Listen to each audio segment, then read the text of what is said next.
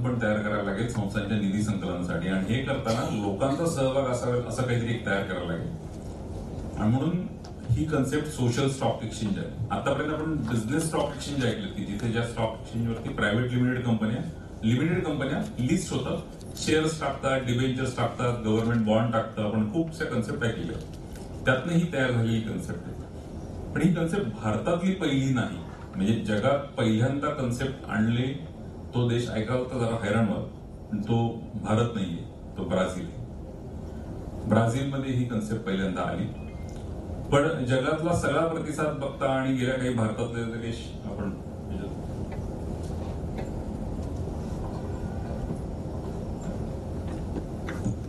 तर ह्या सगळ्या याच्यात सोशल स्टॉक एक्सचेंजवरती फक्त नॉन प्रॉफिट ऑर्गनायझेशन. आता नॉन प्रॉफिट ऑर्गनायझेशन काय, त्याची डेफिनेशन थोडीशी मी पुढे सांगेन. आणि प्रॉफिट ऑर्गनायझेशनचा पण म्हणजे या सोशल एंटरप्राइज म्हणजे प्रॉफिट कमवणाऱ्या सामाजिक काम करणाऱ्या संस्था. जसं आता मिश्रा सरांनी सांगितलं की एज होम पण ते प्रॉफिट बंद करू शकतो. सगळ्या गोष्टी कितीही काही झालं ना, समाज कार्य कितीही करायचं झालं तर एका गोष्टीचं नाटक करता येणार नाही, ते पैसा. तो नसेल तर मनातल्या भावना बाजूला ठेवायला लागतील, विचार बाजूला ठेवायला लागतील, आणि ते जर खाद्य नसेल तर कुठलीही गोष्ट पूर्ण करता येणार नाही. आणि ती पूर्ण करण्यासाठी पैसा हा लागणार, त्यामुळे पैशाची माध्यमं लागणार, त्याला पर्याय नाही. आता कोण पैसा चॅरिटेबल मार्गाने करतोय किंवा कसं. त्याच्यात एक सगळ्यात महत्वाची गोष्ट आहे आतापर्यंत जी खूपशा याच्यात आलेली नाही, की आपण आतापर्यंत समाजातनं डोनेशन घेतो, निधी गोळा करतो. आणि मग अशी एक वाक्य कुठेतरी आलं, लोकांना रिपोर्टिंग करणं. आता ह्या सोशल स्टॉक एक्सचेंज मध्ये सगळ्यात महत्वाचा भाग आहे, तुम्ही जे काही काम करता त्या कामाचं मूल्यमापन तुम्हाला करता आलं पाहिजे आणि ते मांडता आलं पाहिजे. आणि हे करताना त्याचं उत्तरदायित्व, रिपोर्टिंग हे महत्वाचं आहे. कारण हे सगळ्या संस्था तुमच्या मागे लागणार, त्याच्यात सेबी तुमच्या मागे लागेल, स्टॉक एक्सचेंजेस तुमच्या मागे लागतील. त्यामुळे ह्या माहिती देण्याची तयारी तुमची किती आहे हा सगळ्यात त्यातला एक क्रिटिकल भाग आहे. कारण हे सगळं जर बघितलं की आपण जे काही कामं करतो त्या कामांमध्ये पूर्ण मग्न होतो, पण कागद विचारला, त्याचं डॉक्युमेंटेशन द्या म्हटलं की मग प्रश्न तयार होतात. हे आपल्या बॅलन्स शीट तयार होताना आपण कशा बॅलन्स शीट फायनलाइज करता, आपले सगळे ट्रस्ट असेल त्यांना माहिती असेल, शेवटच्या दिवशी धावपळ करून त्या सीएच्या मागे लागून कसं तरी करून काहीतरी करून बाबा ती संपव आणि कसं तरी त्या ITR संपव.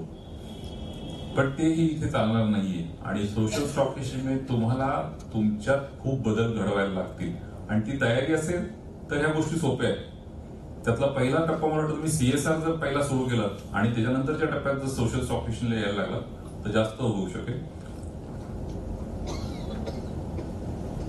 त्याचे ऑब्जेक्टिव्ह काय आहेत तर सगळ्या सोशल ऑर्गनायझेशन्सना एकत्र एका प्लॅटफॉर्मवर आणणं, हा पहिला एक सोशल स्टॉक एक्सचेंजचा महत्वाचा ऑब्जेक्टिव्ह. कारण आता बघायला गेलं तर महाराष्ट्रात एक ऍक्ट आहे, मध्य प्रदेशमध्ये वेगळा ऍक्ट आहे सोशल सामाजिक संस्थांचा, उत्तर प्रदेशमध्ये वेगळे ऍक्ट आहेत.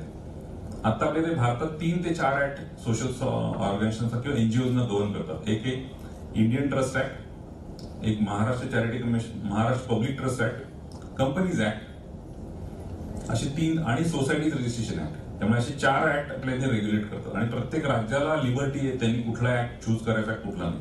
आता महाराष्ट्र गुजरात एका कॉमन प्लॅटफॉर्मवर चालले, तो Maharashtra public trust act platform. पण तोच भारतात नाही. भारतात सोसायटीज ऍक्ट रजिस्ट्रेशन ऍक्ट खाली जातात, कोणी इंडियन ट्रस्ट ऍक्ट खाली जातं, आणि आता एक नवीन जे कन्सेप्ट सुरू आहे सेक्शन 8 कंपनी ऍक्ट खाली जातं रजिस्ट्रेशन. पण ह्या सगळ्यांना कॉमन पुढे आणायचं तर ते आणण्यासाठी म्हणून हा सोशल स्टॉक एक्सचेंजचा प्लॅटफॉर्म आणलाय.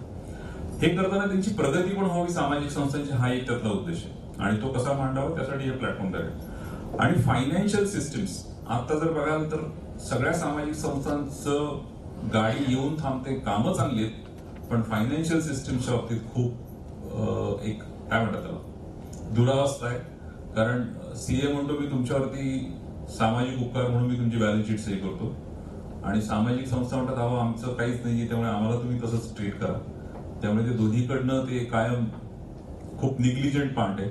आणि मी तर म्हणतो की बॅलन्स शीट ही तुमच्या संस्थेच्या आयुष्यातली काळ्या दगडावरची रेष आहे. एकदा ती लिहिली गेली की ती परत काढता येत नाही. जशी बॅलन्स शीट सही झाली ती सही झाली, कुठला CA रिव्ह्यूज करू शकत नाही, काही नाही. आणि त्याचे कॉन्सिक्वेन्सेस जर उद्या उभे राहायला लागले इन्कम टॅक्स आणि तर ते खूप त्रासदायक होतं. त्यामुळे ह्याला कुठेतरी एक ट्रान्सपरन्सी मेकॅनिझम असावं स्टँडर्डाइज, ते आणण्यासाठीचा सोशल स्टॉक एक्सचेंजचा उद्देश आहे. आता भारतात हे सगळं सुरू झालं 5 फेब्रुवारी 2019 पासून आणि त्यावेळेस पहिल्यांदा बजेट अनाउन्समेंट सुरू झाली. 2019 पासून त्याची कमिट्या वेगवेगळ्या तयार झाल्या, त्याचं सायकल हे मी तुम्हाला सगळे देईन. मी पीडीएफ फोटो काढू नका, शांतपणे वाचा तुम्ही, आता फक्त ऐकून घ्या. तर 2019च्या सायकलला सुरू झालं. पण हे जर बघायला गेलात तर आज आपण सोशल स्टॉक एक्सचेंज डिस्कस करतोय 2025 मध्ये, 6 वर्षांनी. आणि आतापर्यंत एक किमान 22 कोटी रुपये उभे झालेत वेगवेगळ्या संस्थांकडनं मार्च डिसेंबर 2024 पर्यंत. म्हणजे संस्थांची तयारी ही 2019ला ज्यावेळेस अनाउन्समेंट झाली त्याच्यानंतर सुरू झाली.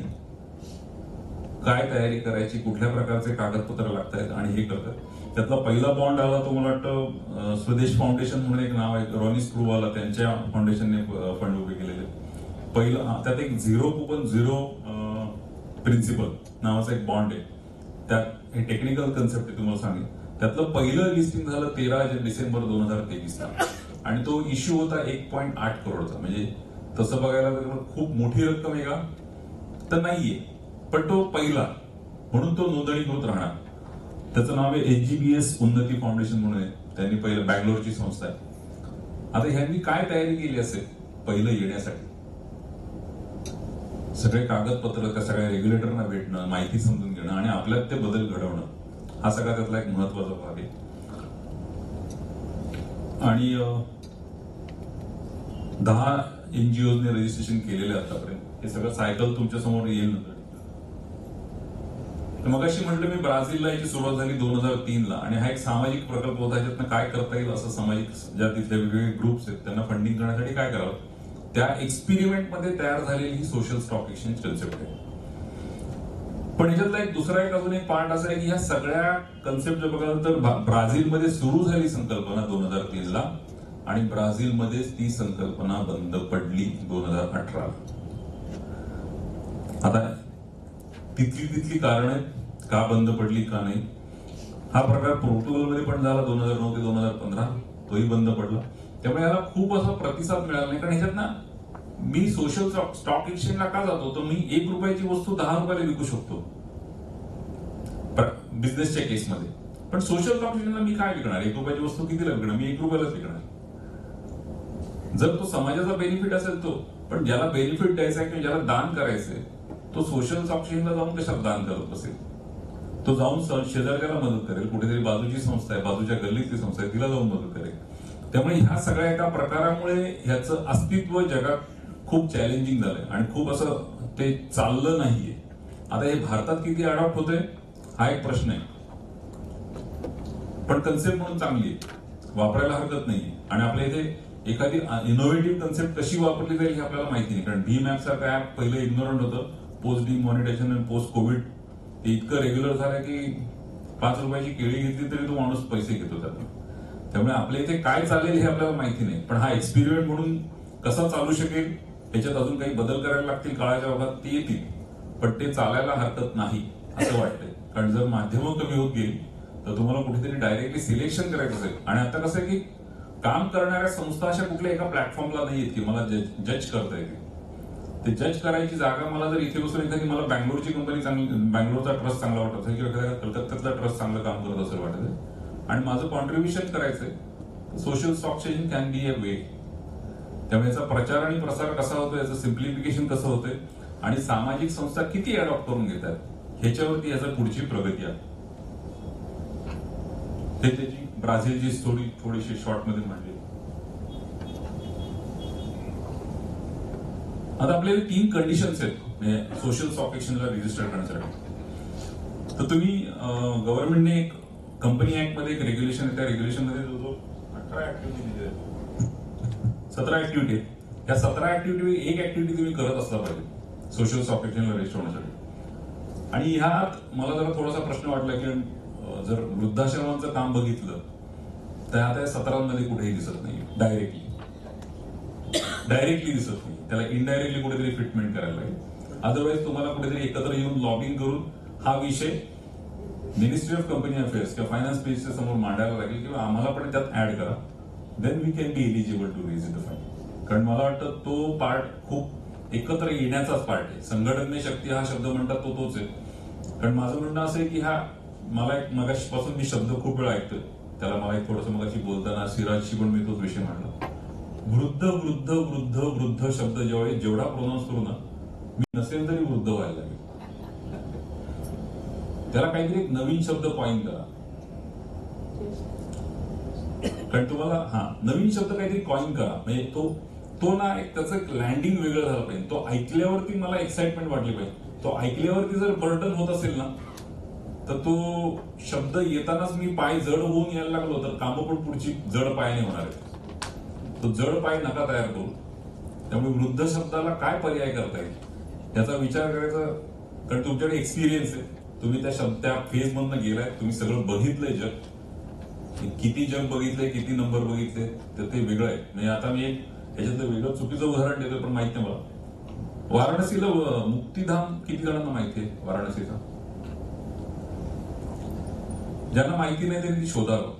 त्याच्यावरती एका मुलाने, प्रणव नावाचा मुलगा होता, 18 वर्षाचा मुलगा, त्याने त्याच्यावरती डॉक्युमेंटरी केली.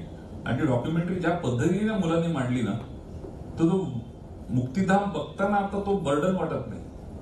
It lands an opportunity, curiosity वाटते त्या जागेत बघायची. तर ती कुठेतरी एक इव्हॉल्व्ह करा थोडीशी. त्याच्यामुळे शब्दाला काहीतरी एक वेगळा बदल आणता येईल का?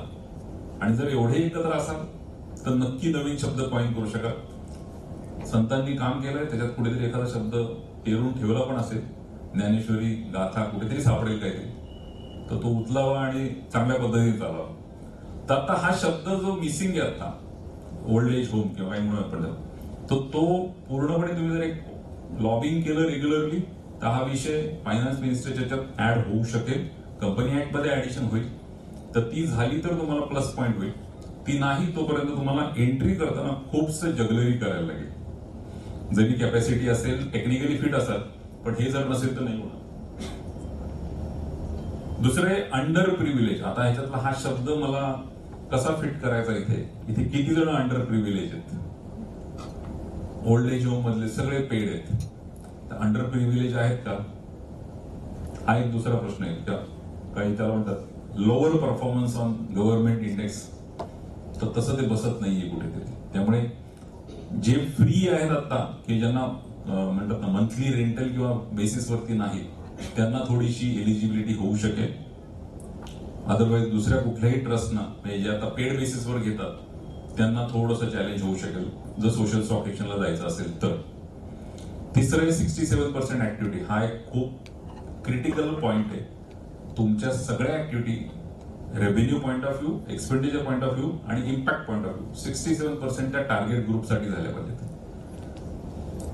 आता हा क्रायटेरिया फिट करणं म्हणजे हे परत मागच्या 3 वर्षाच्या बॅलन्स शीट काढा, त्यात काय दिसतंय, माझ्याकडे डॉक्युमेंटेशन किती आहे.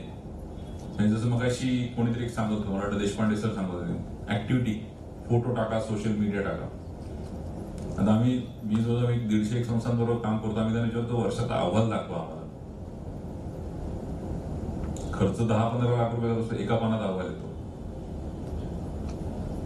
आणि हे आम्हाला कधीतरी इन्कम टॅक्स कमिशनर सांगायला लागतं, ह्या संस्थेला एटीजी द्या. कमिशनर म्हणतो एका पानाच्या ऍक्टिव्हिटीवरती आम्ही तुम्हाला कसं जस्टिफाय करू? मलाही वरती बॉसेसना उत्तर द्यायचं. आणि ज्या संस्थांचा ऍक्टिव्हिटी रिपोर्ट खूप स्ट्रॉंग नसतो ना, तिथे कमिशनर पण इंटरेस्टेड नसतो की बाबा ह्याला काय द्यायचं, तुमचं फ्युचर काय. अशा तुमच्या ऍक्टिव्हिटी डॉक्युमेंटाइज केल्या आहेत का पहिल्या? आणि त्या 67% टार्गेट ग्रुपसाठी आहेत का? आता तो ऍक्टिव्हिटी केली असतील पण खर्च नसतील झाले तरी चालणार नाही.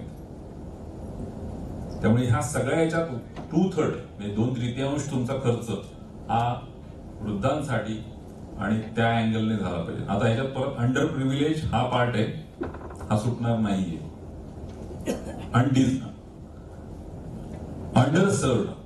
अंडर सर्व ऑर लेस प्रिव्हिलेज. अंडर सर्व ऑर लेस प्रिव्हिलेज हे 2 शब्द खूप स्पेसिफिकली लक्षात घ्या. आणि ह्याच्यात किती जण बसू शकतात. जर आता तुम्हाला पुढची तयारी असेल तर मग असं काही माझ्याकडे आहे का ते प्रकार करण्यासारखं, माझ्या कामामध्ये इन्व्हॉल्वमेंट करता येण्यासाठी आहे की माझ्या त्याच्यात बदल काही आणण्यासाठी आहे का, तो विचार करायचा. Not eligible for social stock exchange म्हणजे कोणाला एलिजिबिलिटी नाही. जे गव्हर्नमेंटच्या रेकॉर्डमधनं कुठल्याही प्रकारे फायनान्शियल आणि तुमचे ट्रस्टी बेसिकली ट्रस्टीमध्ये कुठल्याही प्रकारे तो माणूस जर डिबार्ड असेल तर त्याला म्हणजे तो एखाद्या पब्लिक लिमिटेड कंपनीतनं डिबार्ड असेल सेबीमधनं तर तो इथे ट्रस्टी राहून पैसे उभं करू शकणार नाही. त्यामुळे कुठल्याही प्रकारचं क्रिमिनल लिगल ऍक्शन्स असतील कारण काय हे सोशल स्टॉक एक्सचेंजला तुम्हाला खूपशा गोष्टी ट्रान्सपरंटली मांडायला लागतील. आता आपल्याकडे ती पद्धत नाहीये कुठल्याही सामाजिक संस्थेत की माझ्यावरती कुठली केस चालली हे मला ट्रस्टीना सांगायचंय.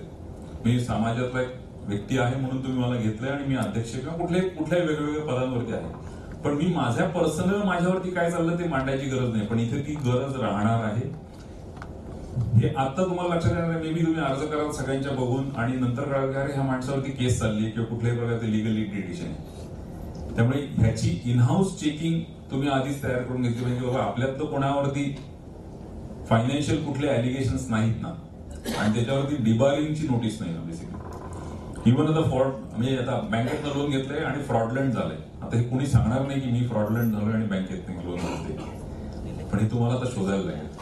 आता याच्यात एक शब्द मी तुम्हाला वेगळ्या प्रकारे हा का बेस आला याच्यात सांगतो. हा ना या सगळ्या ह्याच्यात एकच गोष्ट आहे.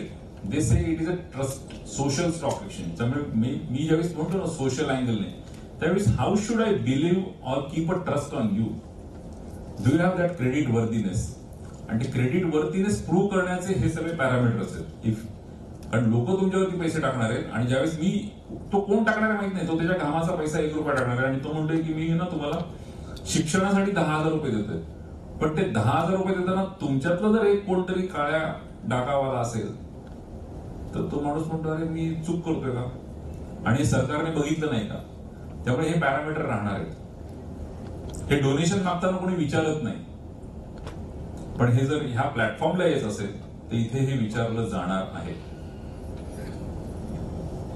आणि ज्यातले काही जरा थोडेसे गुप्त प्रकारचे पण असतात. आता ministry of home affairs involve झाली तर ते आता अँटी सोशल ऍक्टिव्हिटी मध्ये कोणतरी असतील तुमच्यातली इन्व्हॉल्व्ह आणि जे तुम्हाला कोणालाही माहिती नाही. माणूस दिसताना चांगला दिसतोय तर काय करणार. आता ह्याच्यात कुठले टेस्टिंग तुम्ही करू शकता. तुम्हाला जर FCRA मिळाला असेल ना तर तुम्ही मिनिस्ट्री ऑफ होम अफेअर्स मधून क्लिअर आहात आणि जर FCRA नसेल मिळाला तर तुम्ही अंडर ऑब्झर्वेशन आहात. एक लक्षात घ्या. एक इनडायरेक्ट हिंट आहे वेगळ्या प्रकारे. कारण ते FCRA देताना तुमची सगळी कुंडली काढली जाते, कुंडली बघितली जाते आणि कुंडली बघूनच तुम्हाला दिलं जातं. त्यामुळे सोशल स्टॉक एक्सचेंजच्या आधीची एक स्टेप तुम्ही करू शकता. FCRAचं टेस्टिंग करावं. अर्ज किती वेळा रिजेक्ट होतो बघा. त्याचं उत्तर कोणी देणार नाही. कुठलाही FCRAचा ऑफिसर तुम्हाला सांगणार नाही तुमच्या ABCD कारणामुळे तुमचा अर्ज नामंजूर झालाय. तो म्हणेल अर्ज नामंजूर एवढंच सांगेल. तर FCRA एक प्रायमरी टेस्ट होईल तुमची. FCRA करून देऊ शकता. आता कुठल्या संस्था ह्या नॉन प्रॉफिटेबल नाहीत. कंपन्यांनी काढलेले फाउंडेशन्स हे नॉन प्रॉफिटेबल नाहीत. त्यामुळे लोकांना वाटेल की अरे सोशल स्टॉक एक्सचेंजचा फायदा त्या संस्था घेतील का तर नाही. म्हणजे जे कंपन्यांनी काढलेले फाउंडेशन आहे आणि नावं तशीच आहे. So that they will not be eligible for calling themself as a not profit. Plus trade associations, political parties. कारण गव्हर्नमेंटला माहिती आहे कुठल्या बाउंड्री ठेवायच्यात कुठल्या नाही. त्यांनी जेन्युअनली फक्त सामाजिक संस्थांनाच हा स्कोप दिलेला आहे. बाकीच्या सगळ्यांना त्यातनं बाहेर काढलेलं आहे. धार्मिक संस्था पण नाहीये. आता याच्यात त्यांनी मी ना एक छोटासा चार्ट तयार केला की नॉट प्रॉफिटेबल साठी कुठले माध्यम आहेत पैसे उभे करायचे. तर इक्विटी शेअर्स म्हणजे सेक्शन 8 कंपनी असेल तर इक्विटी शेअर्स तुम्ही उभे करू शकता. मॅडम प्लीज मी तुम्हाला मगाशी म्हटलं मी PD PPT देणार आहे. तुमचे ते कॅमेरा काढले ना मी डिस्ट्रॅक्ट होतोय. पूर्ण विषयाकडे लक्ष राहत नाही तुमचं कोणाचं. इक्विटी शेअर्स हे फक्त सेक्शन 8 कंपन्यांकरता आहे. आपल्याला चॅरिटेबल ट्रस्ट जे त्यांना शेअर्स नसतात. पण सेक्शन 8 मध्ये पण 2 प्रकारच्या कंपन्या असतात. एक सेक्शन 8 मध्ये इक्विटी शेअर्सची असते आणि एक गॅरंटीची असते. शेअर्स असतीलच ते इक्विटी शेअर्स इश्यू करू शकतात. पण ते करताना त्यांना लिस्टिंगचे नॉर्म्स वापरायला लागतील. म्हणजे नॉर्मल बिझनेस कंपन्यांचे नॉर्म्स वापरून ते करायला. 0 कुपन 0 प्रिन्सिपल नावाचे बॉन्ड आहेत ते एकदाच द्यायचे असतात आणि त्याची एक टेक्निकल कन्सेप्ट आहे. मी जास्त आता तुम्हाला का देत नाही ते ज्ञान आता तुम्हाला प्राइम ऑफ सांगतोय. नंतर तुम्ही वाचा पूर्ण. नंतर सोशल इम्पॅक्ट बॉन्ड. आता सोशल इम्पॅक्ट बॉन्ड म्हणजे काय असतं की मला एखाद्या पर्टिक्युलर एरियावरती इम्पॅक्ट करतात. तर पाणी, समजा लेट्स से मराठवाड्यात पाण्यावरती काम करायचं, किंवा एज्युकेशनवरती काम करायचं, किंवा डिसेबिलिटीवरती काम करायचं, लिटरसीवरती काम करायचं, वुमन हेल्थवरती काम करायचं. मला तो सोशल इम्पॅक्ट आणायचा आणि त्यासाठी मला 5 कोटी रुपये पाहिजे का 10 कोटी रुपये पाहिजे. तर तो इम्पॅक्ट घेऊन मी जातो आणि व्हॉट टार्गेट मला त्या इम्पॅक्ट फंडचं आउटपुट त्या पद्धतीनेच द्यायला लागतं. I cannot use that money for some other. म्हणजे मी म्हणजे सोशल इम्पॅक्ट फंडसाठी पैसे घेतले असतील तर ते मी बिल्डिंगसाठी नाही वापरू शकत, मी ऑपरेटिंगसाठी नाही वापरू शकत, मी ऍडमिन ऍक्टिव्हिटीसाठी वापरू शकत नाही, कारण मला त्याचं युटिलायझेशन आणि त्याचं रिपोर्टिंग सगळं द्यायचंय. मी जर म्हणत असेल मी संभाजीनगर मधलं स्लम मधलं एज्युकेशनचा रेट 5% 25% नेणार आहे, दिस स्पेसिफिकेशन, तर तो तुम्हाला दाखवायला लागेल तर तो तुम्ही अचीव्ह केलाय का नाही. कारण हे विचारणाऱ्या वेगळ्या एजन्सीज आहेत मध्ये. कारण सोशल स्टॉक एक्सचेंजला गेल्यावरती इथे तुमच्याकडे डायरेक्ट रिटेल कस्टमर नसतो. सोशल इम्पॅक्ट फंडला मधले वेगळ्या प्रकारचे म्युच्युअल फंड्स जनरली इंटरफेअर करायला लागतात आणि त्यांची क्वेश्चन विचारण्याची पद्धत वेगळी आहे. ते तुमच्या डोक्यावर बसू शकतात, ज्याची सवय आता कुठल्याही सामाजिक संस्थांना नाही. त्यामुळे सोशल इम्पॅक्ट फंड हा एक त्यातला पार्ट आहे.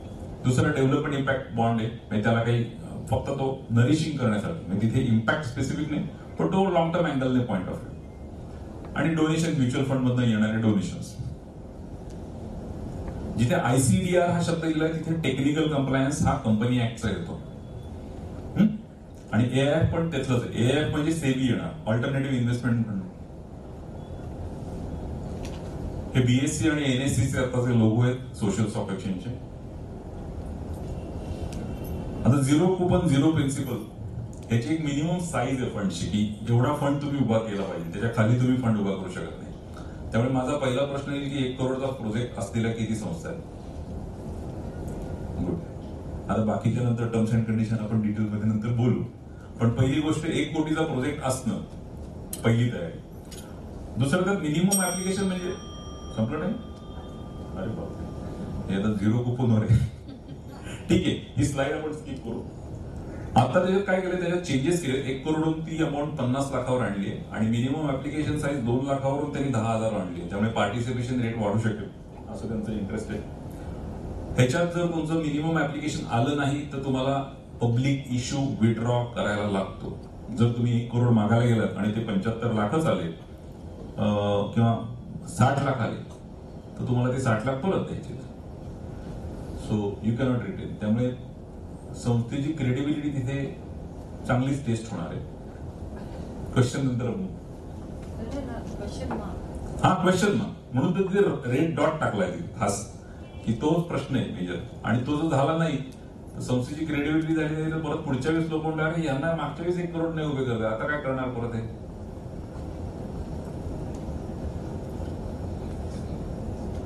मगाशी इथे जे म्हटलं सोशल इम्पॅक्ट फंड, हे असे खूपसे आता फंड इंटरनॅशनली चालू आहेत. हे driven by so called various मेथडॉलॉजीज और आयडियोलॉजीज, आणि त्यांचा टार्गेट मॉब हा वेगवेगळा असतो, त्यामुळे ते काम करतात.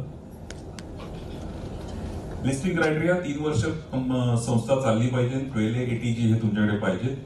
मागच्या 3 वर्ष अॅन्युअल स्पेंडिंग हे 50 lakh, funding received 10 lakh, valid income tax pan number असणार 12 ATG असल्यामुळे, आणि डिस्क्लोजर ऑफ ओनरशिप आणि कंट्रोल ऑफ एनपीओ. आता ओनरशिप आणि कंट्रोल, ओनरशिप आपल्याकडे नसते सामाजिक संस्थांमध्ये, पण कंट्रोल असतो. खूप वेळा सगळे ट्रस्टी असतात पण ट्रस्ट चालवतो एक्स ट्रस्टी असे असू शकते. त्यामुळे ह्या गोष्टी तिथे डिस्क्लोज करायला लागणार आहेत आपल्याला. मर्चंट बँकरची गरज नाहीये इथे, पण इथे एक माणूस नवीन ऍड होतो, सोशल ऑडिटर. सोशल ऑडिटर म्हणजे तुम्ही केलेल्या कामाचं सगळं इव्हॅल्युएशन करणार आणि तुम्हाला अनावश्यक आणि खूपसे प्रश्न विचारत राहणार, त्याची उत्तर द्यायची तुम्हाला तयारी पाहिजे. आणि तुमच्या ज्या मिसिंग लिंक्स आहेत त्या कायम तो शोधत राहणार आहे, कारण ऑडिटर म्हटलं की काय मिसिंग लिंक शोधत असतो आणि ते असे प्रश्न टाकतो की तो सरपटी बॉल टाकून तुम्ही मस्तपैकी आलेला असत तयारीला, पण तुम्ही आउट होऊन जाता तिथे. त्यामुळे सोशल ऑडिटर हा अजून एक नवीन ऑडिटर आलाय, त्यामुळे त्याला डील करायची तयारी आहे. ह्याच्यात अजून एक शब्द पॉईंट ऐकायला लागेल, RFD, रिक्वेस्ट फॉर डोनेशन, नाही रिक्वेस्ट फॉर फंड आहे म्हणून शब्द चुकलाय माझ्याकडे. तर ते तो डॉक्युमेंट तयार करणं आणि फायलिंग करणं स्टॉक एक्सचेंजला हा क्रिटिकल रिक्वायरमेंट आहे. आता तो करण्याची तयारी आपल्याकडे नाहीये. त्यासाठी तुम्हाला एक्सटर्नल प्रोफेशनल्स ऍड करायला लागतील. इथे एसओपीज खूप लागणार आहेत, त्यामुळे ते एसओपीज तयार करणं आणि त्या फॉलो करणं, म्हणून मेकर चेकर शब्द वापरलाय. कारण एसओपी करून उपयोग नाही, एसओपी लिहून ठेवली असते, हा नळ चालू करू नये, पण बघाल तर नळ गळतोय आपण, तर ते सगळी बटणं बंद करा. इथे मला एक मस्त मेकर चेकर सापडला, L1 L3 L4, आणि ते बटनानं पण L1 L3 L4 नंबर लिहून ठेवलेले. सो इट्स अ मेकर, पण चेकर पण झालं पाहिजे ना, चालू आहे का नाही, बंद आहे. नाहीतर लिहिलंय L3 आणि बटन दाबलंय L2, तर ते L3 बंद पडतोय, असं नाही म्हणतात. तर ह्या सगळ्या गोष्टी तुमच्या ऑर्गनायझेशनमध्ये सेट आहेत का आता, त्या लागतील. त्यामुळे हे प्रोफेशनल्स येतील, हे वेगवेगळ्या प्रकारचे लोक तुमच्या याच्यात येऊ शकतात. इंडिव्हिज्युअल्स येऊ शकतात, फिलॉन्थ्रोपिक फाउंडेशन येऊ शकतात इन्व्हेस्टमेंट करण्यासाठी. मग अशा पॉईंटवर कॉर्पोरेट्स असतील, गव्हर्नमेंट एजन्सी येऊ शकतील, बँक्स, सोशल वेंचर फंड आणि अशा वेगवेगळे म्युच्युअल फंड पण त्या देतात.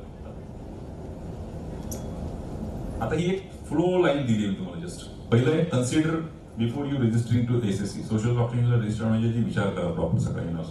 त्यानंतर एलिजिबिलिटी आणि ती सगळी चेक करा. हा पूर्ण 12 पॉईंटचा फ्लो आहे, आणि हा जर तुम्ही वापरला तर तुमचं खूपसे प्रश्न सॉल्व्ह होतील. मला वाटतं ते हाऊ मध्ये जास्त प्रश्न असतात, व्हॉट इज नोन, पण हाऊ हा स्पेसिफिक आहे, त्यामुळे हा हाऊ दिलाय. पुढची अजून एक पॉईंट आहे, 5 की ऍस्पेक्ट्स आहेत बिफोर रजिस्ट्रिंग. रजिस्ट्रेशन व्हॅलिडिटी ही 1 वर्षाचीच असते. रेडीनेस हा सगळ्यात महत्वाचा आहे, कारण तुम्ही ऍज अ पैसे येणं जाणं हा वेगळा पार्ट आहे, पण तुम्ही मानसिकरित्या किती तयार आहात लोकांच्या प्रश्न उत्तराला, आणि त्याच्याबरोबर डॉक्युमेंट्स ना पण, कारण प्रश्न उत्तर द्यायची असतील तर तुमच्याकडे डॉक्युमेंट्स पण पाहिजे त्या संदर्भातली, आणि ती असतील तर ती व्हॅलिड पण पाहिजे. त्या सगळ्याच्या तयारी तुमची किती आहे. टाइम कमिटमेंट तुमच्या इथे 2 माणसं डिव्होटेडली ह्या कामासाठी स्पेसिफिकली पाहिजे. आज आता आपलं रेग्युलर काम करायला माणसं मिळत नाहीत कमिटी मधली, आणि जी आहेत बसलेली ती कधी सीटवर नसतात. मीटिंग कशा होतात ट्रस्टीच्या त्याही आम्ही बघितलेल्या आहेत. अशा स्थितीत 2 माणसं कमिटेड आहेत का, आणि ते अदर दॅन रेग्युलर ऑपरेटर्स. परत तीच माणसं कबड्डी खेळत बसले तर ते कुठलीच टीम जिंकणार नाही. त्यामुळे रेग्युलर काम करण्याशिवाय वेगळं हे काम आहे. त्यामुळे याला 2 माणसांची सेपरेट टीम डिव्होटेड आणि ज्यांचा इंटरेस्ट आहे आणि ज्यांची पळायची तयारी ही पाहिजे. फंडिंग मिनिमम 50 लाख रुपये करता आलं पाहिजे, आणि हे करताना खूप बाजारात आधी आपली मार्केटिंग नीट व्हायला लागेल. ती जर नसेल तर फंड विड्रॉ करण्यासारखं नामुष्की, कारण ती लोकांमध्ये राहणार नामुष्की. त्यामुळे ती करायच्या आधी डोनेशन्स आणि बाकीच्या अँगलने आपण स्ट्रॉंग आहोत का हे बघायला लागेल. आपला PR किती आहे, आपली संस्था 1000 लोकांना माहिती असेल तर आपला पब्लिक इश्यू 1 कोटीचा म्हणा, तो सहज सक्सेसफुल होईल. तो नसेल तर परत जाताना 4 वेळा विचार करायला लागेल. आणि एकदा काय होईल माहिती का, पब्लिक पैसे देणं हा महत्वाचा प्रश्न मुद्दा नाही, पण एकदा आपला कॉन्फिडन्स गेला ना, तो 50 टनाची क्रेन लावून पण वर आणता येणार नाही. त्यामुळे तो कॉन्फिडन्स जाण्याच्या आधी कॉन्फिडन्स बिल्ड करा, हळूहळू स्लोली जा, पण बिल्ड करा. आता एक तुमचं एक आपल्या इकडे रेग्युलरली असतं FCRA साठी आमच्या NRI फ्रेंड्स आहेत, पण इथे NRI फ्रेंड्स कुठल्याही कामाचे येणार नाहीत, कारण फक्त इंडियन लोकांनाच हे अलाउड आहे. आणि जे क्वालिफाईड इन्व्हेस्टर त्यांना डिपेंडंट, तुम्ही जर एखाद्या संस्थेवरती एखाद्या कंपनीवर जास्त डिपेंड असाल तर ती संस्था पण इथे फंडिंग ते सबस्क्राईब करू शकणार नाही. तुम्हाला इथे पब्लिक मधनच इंटरॅक्शन लागेल. आणि 67%चा मगाचा पार्ट तो महत्वाचा आहे. 0 कुपन 0 प्रिन्सिपल जर बॉन्ड तुमचे टर्मिनेट झाले कुठल्याही कारणामुळे, डिस्क्लोजर किंवा वेगवेगळ्या नॉर्म्समुळे, तर ते तुमचा डिलिस्टिंग होऊ शकतं सोशल सॉफ्टवेअर. त्यामुळे खूप काय म्हणतात त्याला, ऍजिलिटी खूप आहे ह्या प्रकारात. मला वाटतं माहिती एवढी दिली की क्वेश्चन आन्सर नसतील, आणि उरलेली माहिती तुम्हाला प्रश्न आले तर ती PPT मधूनच तुमचे प्रश्न सॉल्व्ह होतील असं मला वाटतं. Yes, thank you. खूप सुंदर, अत्यंत सखोल ज्ञान घेण्याची गरज आहे आपल्या सगळ्यांनाच लक्षात आलं. आणि मला असं वाटतं की 1 दिवसीय वर्कशॉप व्हायला पाहिजे या विषयावर, तर बऱ्याच सेवाभावी संस्थांना याचा उपयोग होईल. मी श्री जयंत सांगवीकर यांना विनंती करते की त्यांनी श्री जयंत फाळके सर यांचा सत्कार करावा आणि त्यांना धन्यवाद द्यावे. तुमचा फोन नंबर. खूप छान सर, खूप खूप धन्यवाद.